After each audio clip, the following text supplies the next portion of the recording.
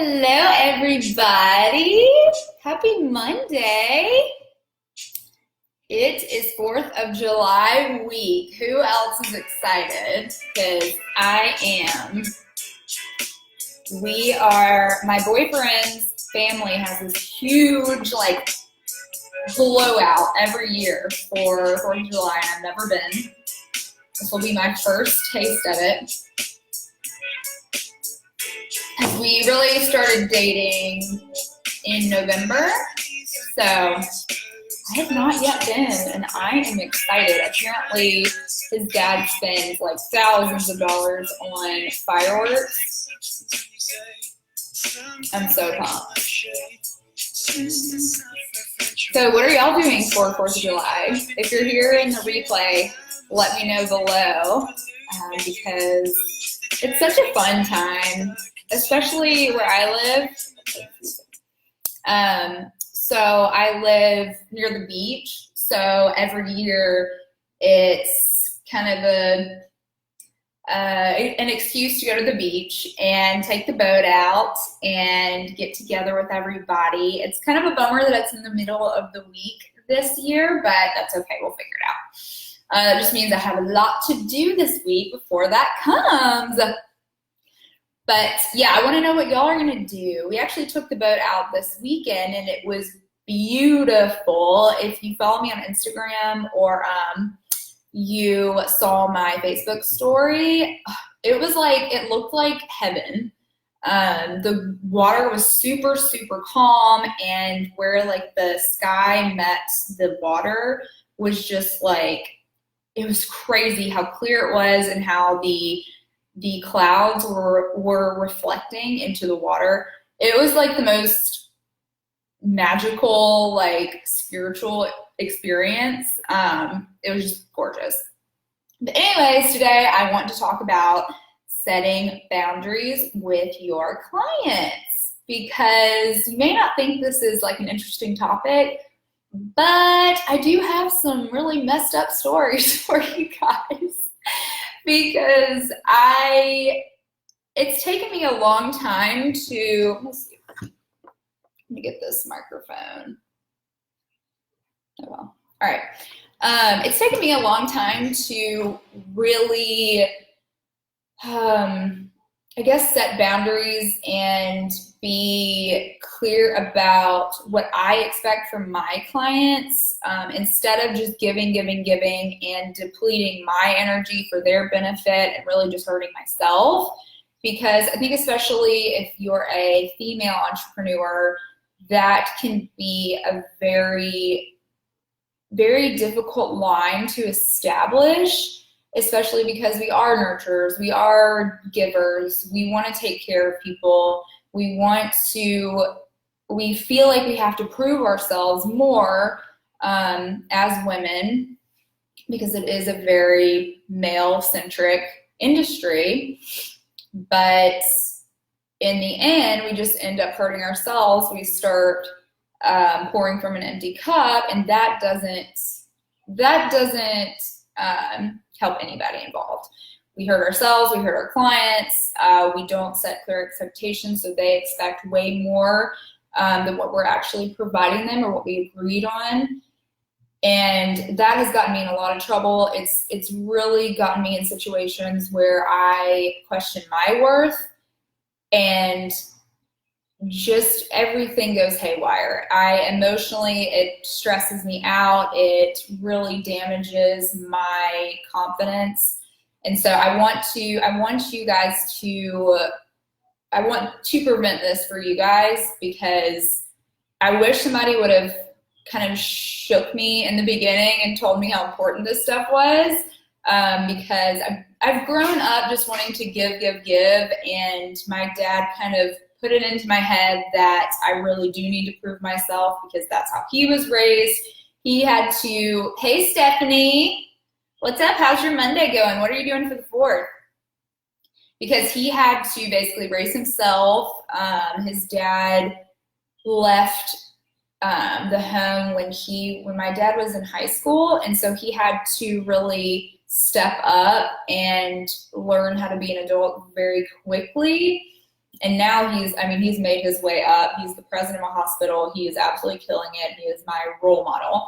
So that's kind of what the values that he instilled in me, and I took it 10 steps further and became just like everyone's slave and tried to prove myself way more than I needed to. And I think a lot of us kind of deal with that. And that's where setting boundaries comes in. So in the past, I don't know if y'all have seen I think I didn't even like label it very well. I think I labeled it the reason behind my dramatic posts earlier, and if you want to scroll through the posts in this group, but I can kind of recap it here. My most recent run-in with not setting clear boundaries and really being taken advantage of and honestly like beat down. And honestly, this is a big reason why I only work with women too, because this was just kind of a defining moment for me. It really was, because, hey Heather, how are you? What are you doing for the 4th? So this guy was a functional medicine doctor. He had been out of medical school for I think a couple years, and he approached me on Instagram and explained that he had a startup. He wanted to create this kind of like membership like box thing, which was basically functional medicine in a box, because functional medicine is very expensive. And if you don't, what is this? What is happening? Sorry, something was going on. If you don't have a lot of money, because functional medicine isn't usually covered by insurance too. So he wanted to make like a more affordable option for it. And there were I could tell in the beginning, our first conversation, it was very clear that he didn't have any experience as an entrepreneur and in the business world. He was very used to the medical field, which is fine. But there were a couple of red flags. One that he was kind of a red flag. He mentioned that his business coach suggested that he work on his communication with professionals in the business world. And that was definitely a red flag, because if somebody's giving you that advice and you're openly admitting that you can't communicate with other professionals very well, and as a professional, that should be concerning. But he also he didn't really understand content marketing and what it entailed, which was okay. I explained it to him and how it worked and what I did and the value of what I do, compared to just like cranking out social media posts for businesses, that I do more deep core strategy. And so we agreed upon a set price that half would be paid up front and half would be paid at the end of our project together. So we kind of get started. We had our first strategy session, and he still hadn't paid me.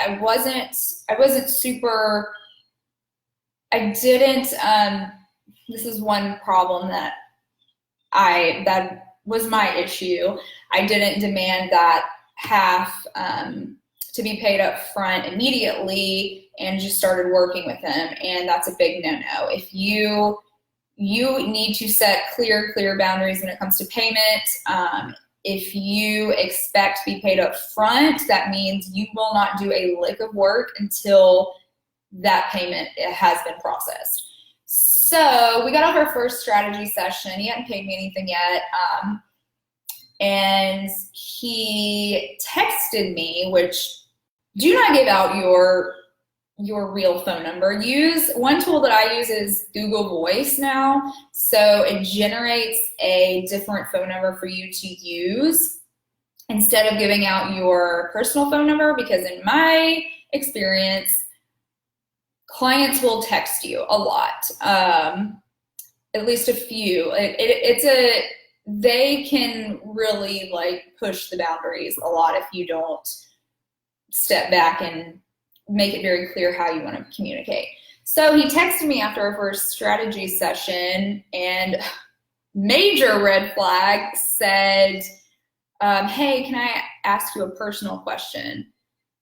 And I wasn't really sure, because we were taught, what did we talk about? We spoke about, because it's a functional health, like it's a very personal product that he was creating.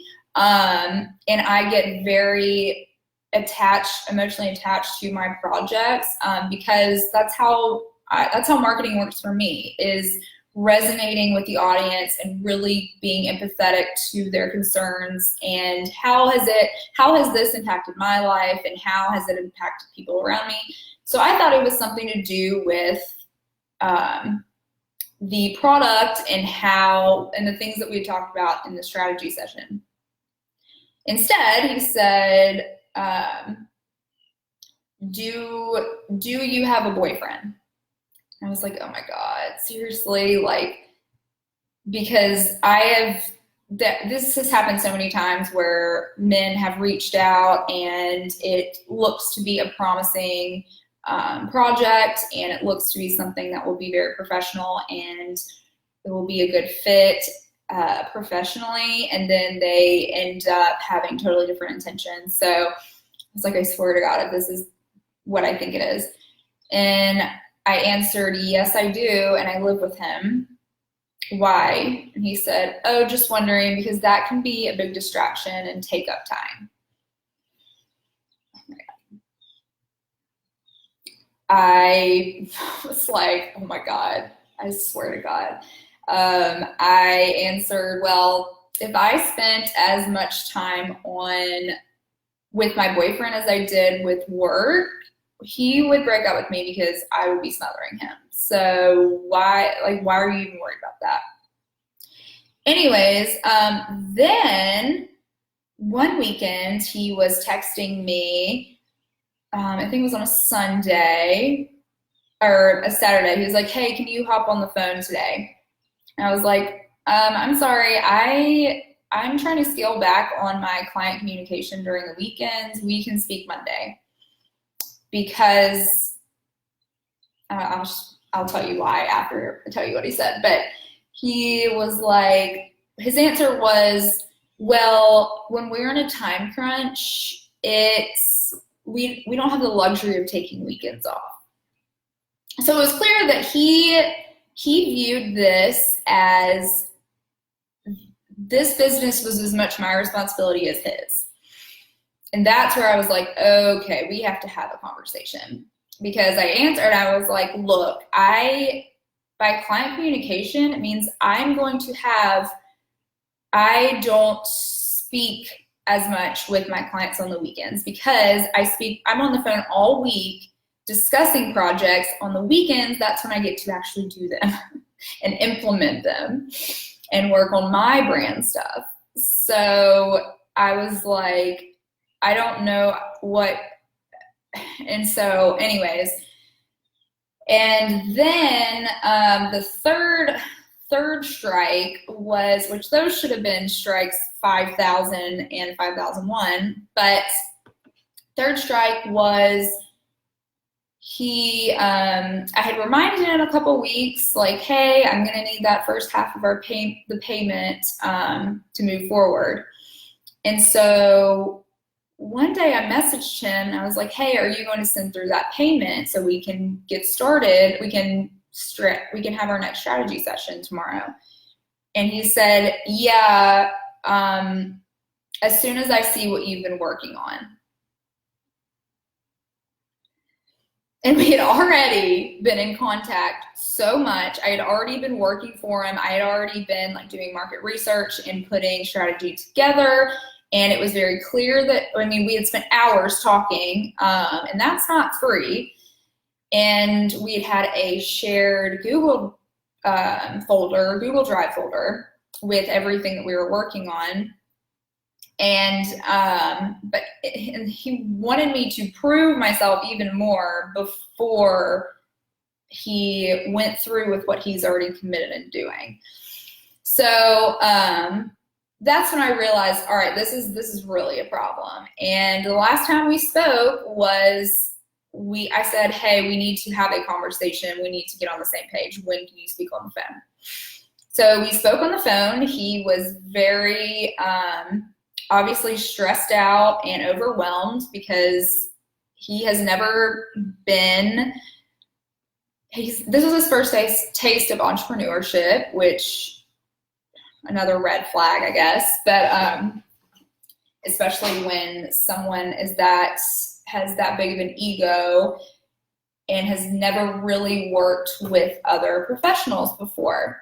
And so the last time we spoke, he was very heated and very defensive and accusatory, and it was just toxic. And that was all because, I mean, I was kicking myself for not setting up those boundaries earlier on.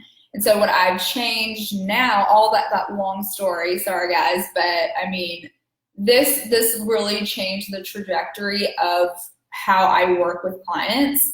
And it's important to give you that background information. So now I'm much more aware of what I need from my clients and what I expect, and I set very clear boundaries around time and communication. Within the contract, I make it very clear, all right, we will speak, we will have maybe video conferences or phone calls once every 2 weeks, and they will be an hour long, and I give them we either speak over email or it is within Google Voice, my Google phone number, so that I am not available 24/7. And it's really allowed me to take a step back and practice what I preach, because I think a lot of people, the work that we're doing in WMAP is really at the core deciding who your clients are specifically, like very specifically, and how you want your business to run and what you need from your business and what you need from your clients. So it is a mutually beneficial relationship, and you're both very clear on what the boundaries are and if you are a good fit or not. And so I've really, since then, I do that work pretty frequently now, and it's kind of like a gut check. Like, I go through my own strategy with myself on a regular basis to make sure that I'm on the right path, to make sure that I'm in line with what I'm trying to achieve and what my business is all about. And recently I noticed I was kind of straying from that. And because what happens, and it was in my post today, what happens, we can kind of lose focus whenever, one, we don't have a strategy in place, two, we're unclear about what our clients need instead of trying to tell them what they want to hear, or it's an ego thing.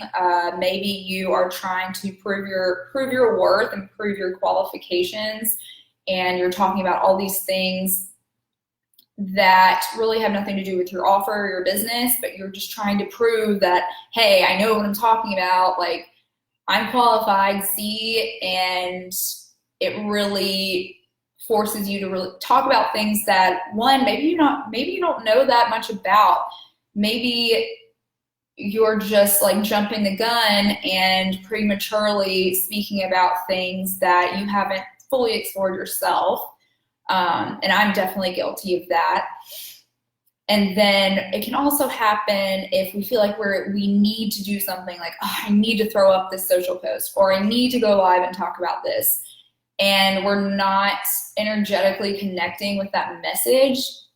And it's very obvious. It comes across as disingenuous and our audience can read right through it.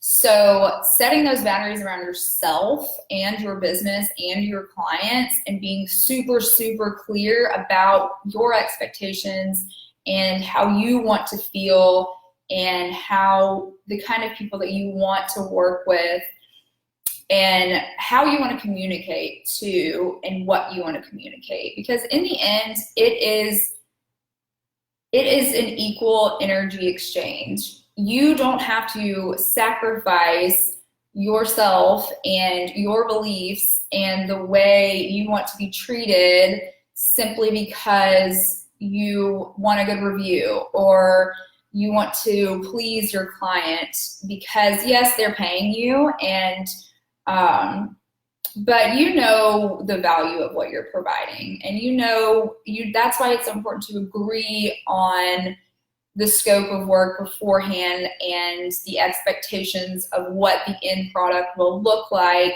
so that they know what to expect, you know what to expect, and you're not risking that miscommunication. Because once that starts to break down, it's super, super difficult to build that trust back up, especially if they've already paid you and it is the contract has already been signed. So just being absolutely clear, and just don't be available 24/7 to your clients, because that is giving them, it's really training them to be like, okay, well, I can reach out whenever I want. It's not providing value. It's providing basically an excuse for them to step all over you. And can you think of like who are the coaches you've hired in the past, or who are the people that you really look up to in business? How available do you think Tony Robbins is? Like, if he was available to chat with you on Facebook 24/7, do you think you would pay that much to hire him? Or do you think he would be such a sought after person? No. So really just setting those boundaries. And like I said, some of the tools that I use are Google Voice. It's free to use. And also you can use Slack if you have like a group coaching program. You can use Facebook groups. I have on my Facebook, I have the you can schedule a call with me, a discovery call or something on there to speak with me.